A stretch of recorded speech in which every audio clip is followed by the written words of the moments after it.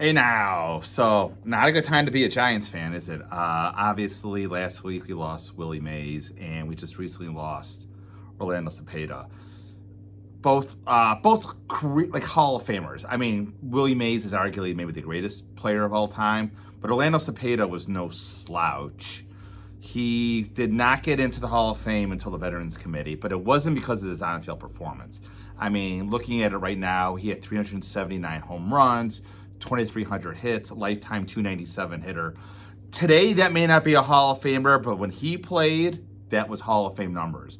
And I mean, this based on everything I hear, when he retired, he was going to go into the Hall of Fame. And then, as most people know, at that time, he was busted for marijuana, a lot of marijuana, to be honest. And because of that, there's no question he suffered. He suffered to the point where the writers kept him out of the Hall of Fame. I do remember in 1994, I was in San Francisco for a game, and they were all these postcards all around the city, and it was already self-addressed to like Baseball Hall of Fame, and it's like, it was in Spanish, but it was like elect Baby Bull. That was his nickname, Baby Bull. And it was like, and they wanted to vote. There was really a push in his 10th year to get him to the Hall of Fame. And he missed it, I want to say by 7 votes. I see right here, he got 73.5% of the ballot. So then he had to wait additional 5 years to get to the Veterans Committee, and boom, he's right in. So granted, not the best Hall of Famer, but there are a lot worse players. I mean, everyone I'm reading this morning said this guy was a Hall of Famer. And we lost him. Obviously, we lost Willie Mays. So it was kind of cool last week. Right before I left for Rickwood, I get a call from Darren Rovell. So somehow he found my video on YouTube about Willie Mays that I did 3 years ago. It was one of my first YouTube videos ever. I'll try and put a link in the comment section about it, as well as the article from Darren Rovell where he quoted me. I still take a little bit of credit that when everyone said that Say Hey holograms were all bad, I said, no, they started off good. I have seen a couple of good Say Hey holograms.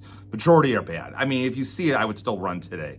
But a couple of the Say Heys were good initially before they all went bad. So just still have to be careful for that. Again, my story goes with Willie Mays. I'm going to take this ball out. This ball probably hasn't breathed air outside of the cube in, like, I would say at least a decade. So this is, again, my Willie Mays autograph.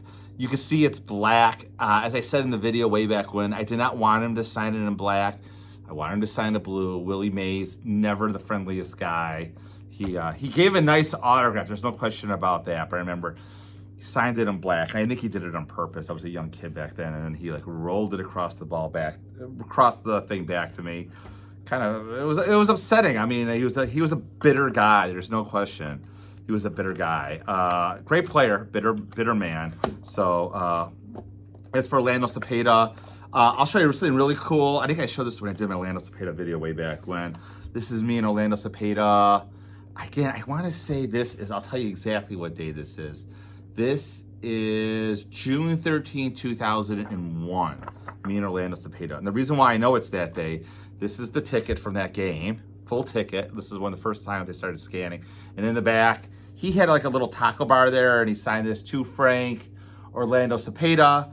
I had another ball that he signed as well that day, but I can't find it. I don't know if I got rid of it. I may have donated it. During COVID, I donated a lot of items.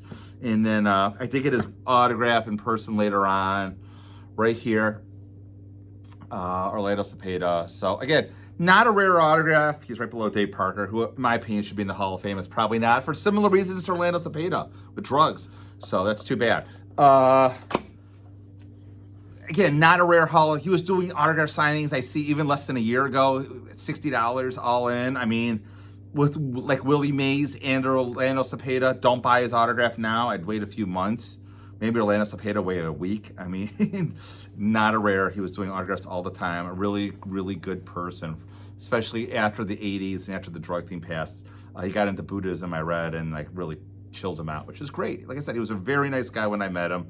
I guess I regret not getting this picture signed, but what am I going to do? I mean, time has passed. So that's all my 2 cents. I filmed a lot of videos over this past week, and I'm going to be dropping them throughout the week. Have a great July 4th if I don't see you. And as always, keep collecting.